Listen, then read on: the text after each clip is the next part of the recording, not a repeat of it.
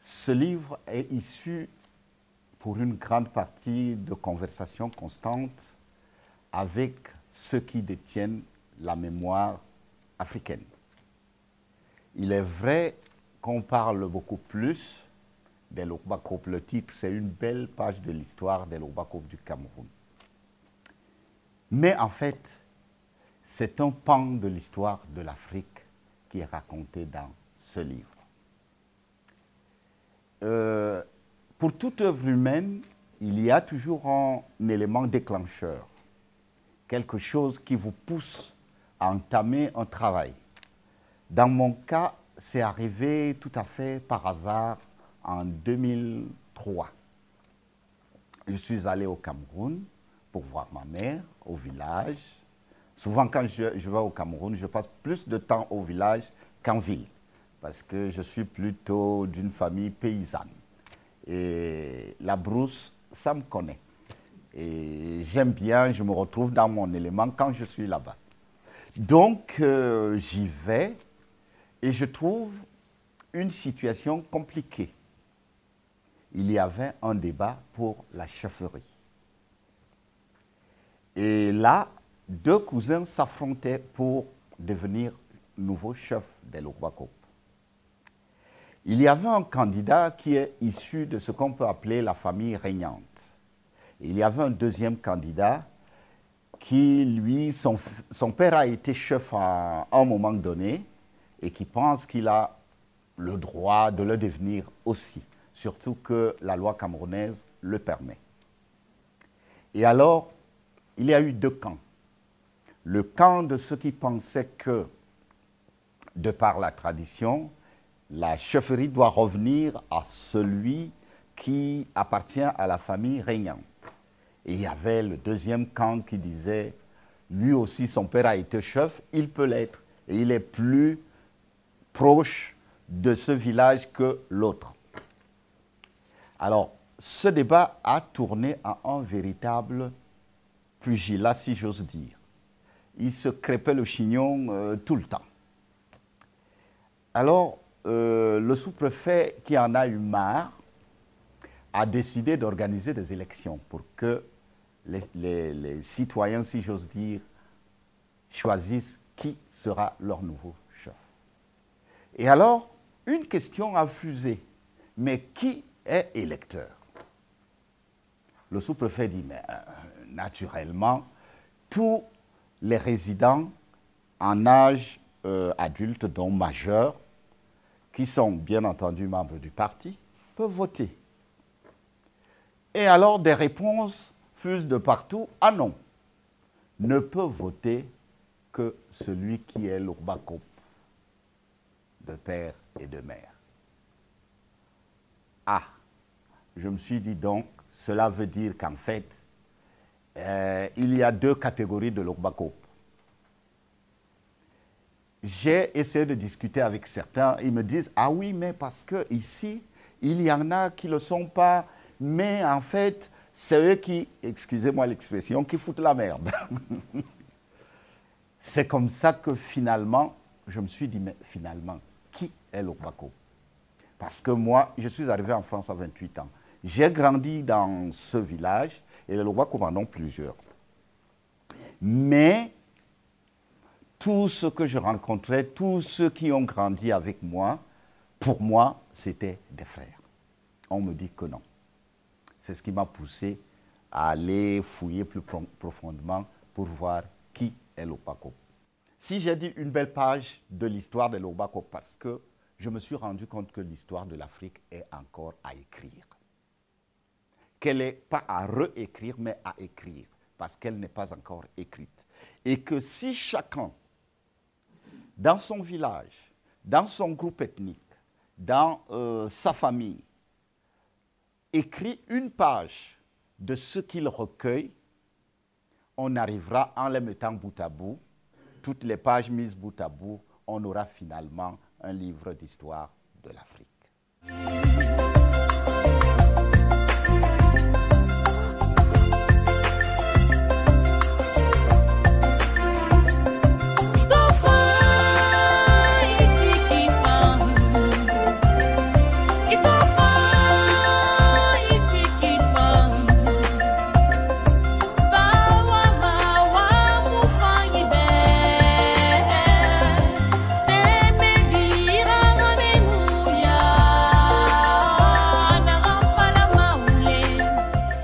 Docteur. Bonjour.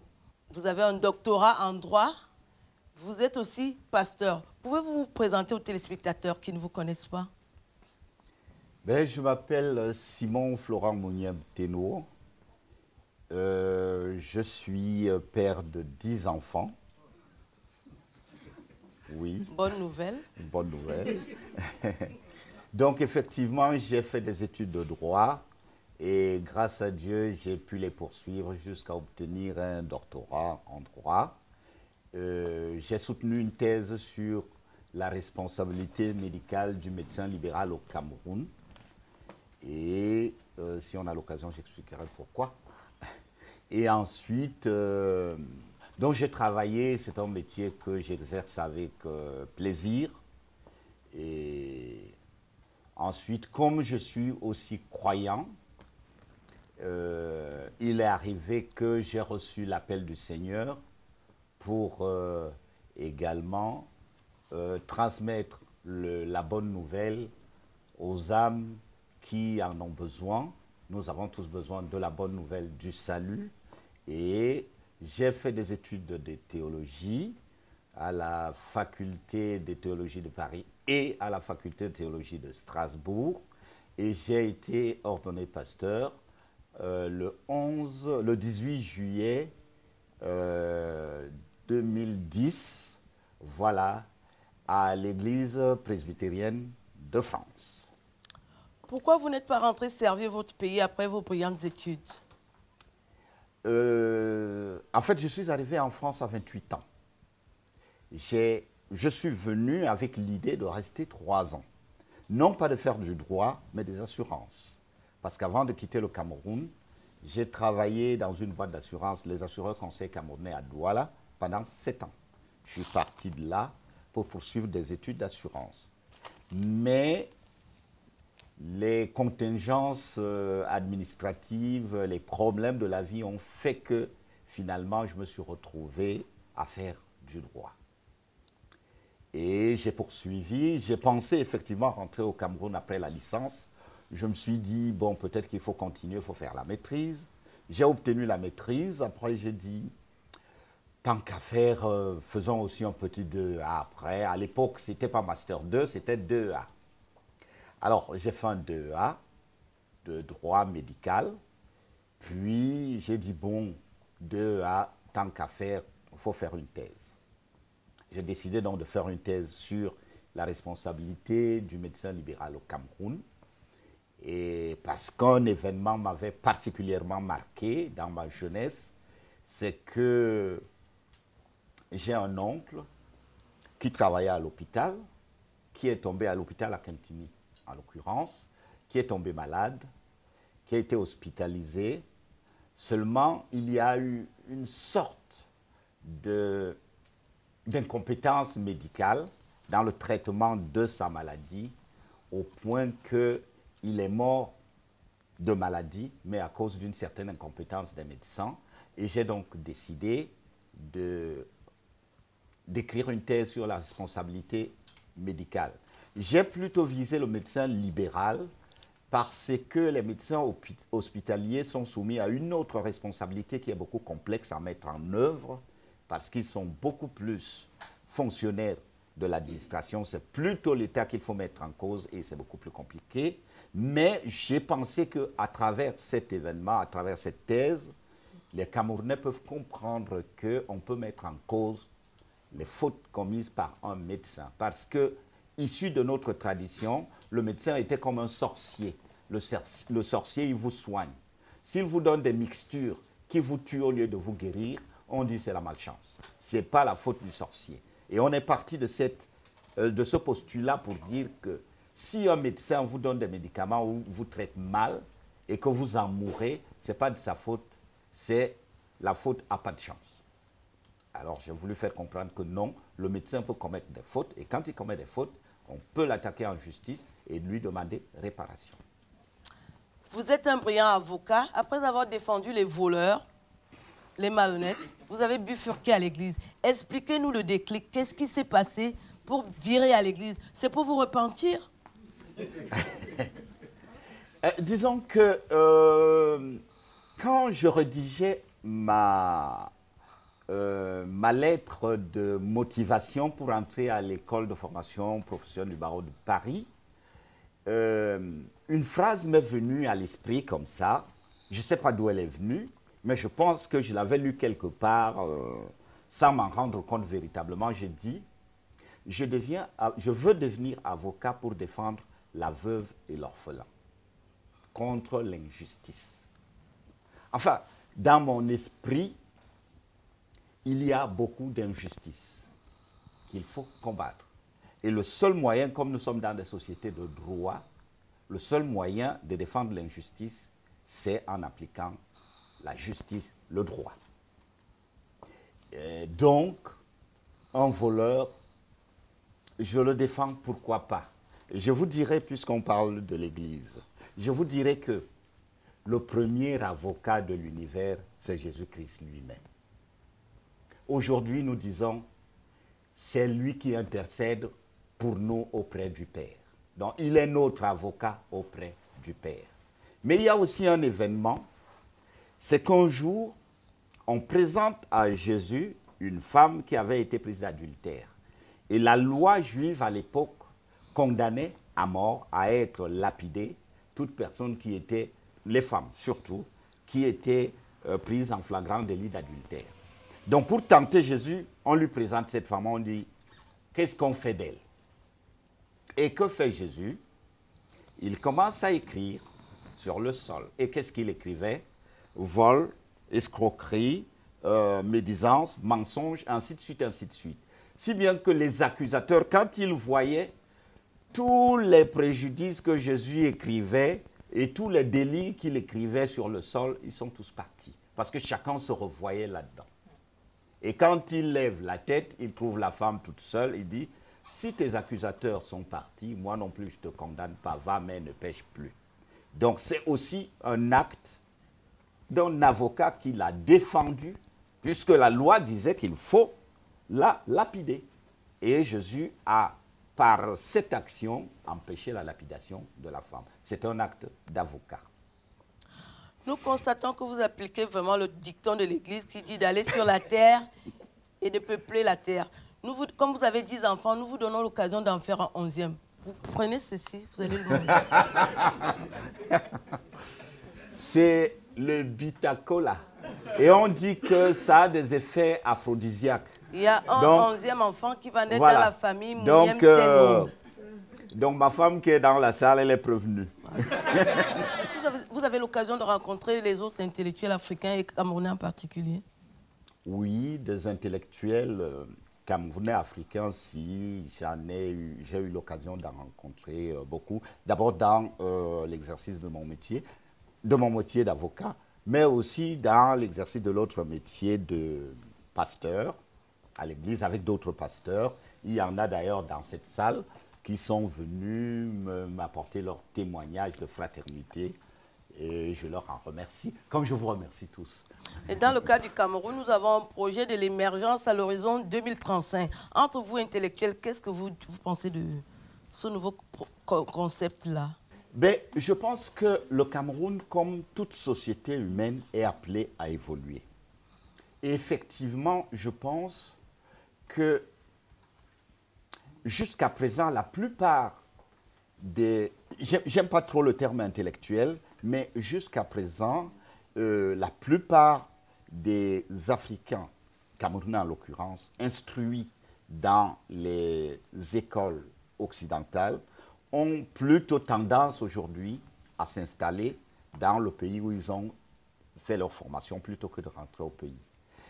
Mais je pense que nous devrions plutôt nous tourner vers notre pays, rentrer beaucoup plus après nos études parce que le pays a besoin de nous et que cette émergence de cette nouvelle classe qui va reformer le Cameroun, qui va apporter ce dynamisme dont le pays a besoin, je crois que c'est nous, c'est vous et il faudrait effectivement qu'on puisse faire partie de cette classe qui émerge, qui va finalement demain donner un autre tournant au Cameroun. Vous particulièrement, est-ce que vous avez l'intention de rentrer vivre au Cameroun? Alors, j'ai toujours eu des parcours atypiques dans la vie. Dites-nous tout. Oui. Si, parce que je vous ai dit tout à l'heure que je suis arrivé à 28 ans et j'ai commencé à faire des études. Mais il y a un pan de ma vie que je n'ai pas révélé, c'est que j'étais déjà marié, je commençais à faire des enfants qui... À part l'aîné qui est né au Cameroun, tous les autres sont nés en France. Ils vivent en France. Et j'étais devant un dilemme. Partir au Cameroun, recommencer à zéro avec des enfants, ce n'est pas toujours facile. Surtout quand on n'est pas sûr de trouver du travail. Alors, c'est ce qui fait que j'ai dû continuer c'est peut-être égoïste de ma part, mais je me suis dit, j'ai des enfants, il faut que je continue à les élever. Et puis, partir. Mais par contre, je ne rate pas une seule occasion d'aller au Cameroun. D'ailleurs, au moment où je vous parle, je suis en train de terminer la construction d'une maison de 475 mètres carrés dans mon village natal, qui est Bissonga. Même pas en ville, hein, dans mon village natal, parce que je pense que c'est là mes origines. Et c'est là que je dois terminer ma vie. Ça tombe bien comme vous êtes patriote et que vous êtes Bissonga. Oui, Eman Doki. Mais Eman Lokbakop. Je voudrais savoir, quel conseil donnerez-vous à la jeunesse camerounaise qui rêve d'avoir un parcours aussi brillant que le vôtre ou à l'autre jeunesse qui décline, qui fait n'importe quoi? Vous, en tant que père intellectuel, avec ce brillant parcours. Ce que je peux dire aujourd'hui à la jeunesse, c'est que les temps ne sont pas seulement durs au Cameroun. Les temps sont durs partout, y compris ici en France.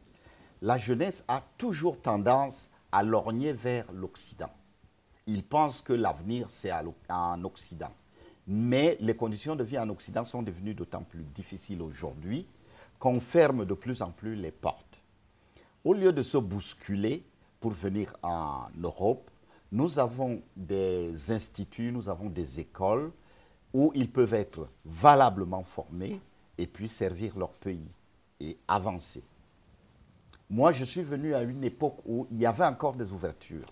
Je suis arrivé, j'ai obtenu aussitôt, dans les mois qui ont suivi, ma carte de séjour. Ce n'est plus évident aujourd'hui parce que tous les pays se referment à l'immigration. Et donc, ils ont de la chance là-bas. J'ai vu ici des Camerounais et des Camerounaises aussi, qui certaines occupaient des postes de responsabilité au Cameroun pour avoir fait de grandes études, qui ont décidé de les abandonner pour s'installer en France. Et aujourd'hui, qu'est-ce qu'elles font pour les femmes? Elles s'occupent des vieilles personnes. Et les hommes, ils sont gardiens. Alors que, avec leur bagage intellectuel, ils auraient pu faire beaucoup de choses dans leur pays. C'est encore possible, même si c'est difficile, mais c'est difficile partout.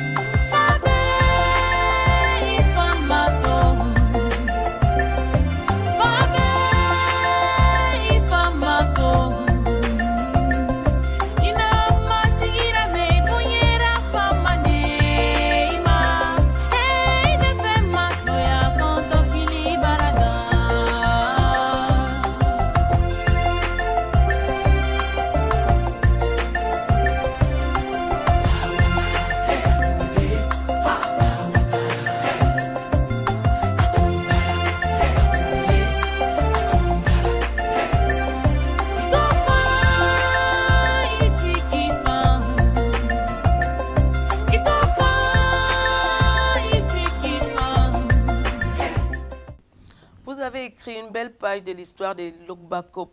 Pourquoi vous avez décidé de disséquer l'histoire des Bassa? Pourquoi pas une belle histoire des Bassa? Oui, donc, comme il y a un dicton chez nous qui dit Massar Bourlegay Tillon.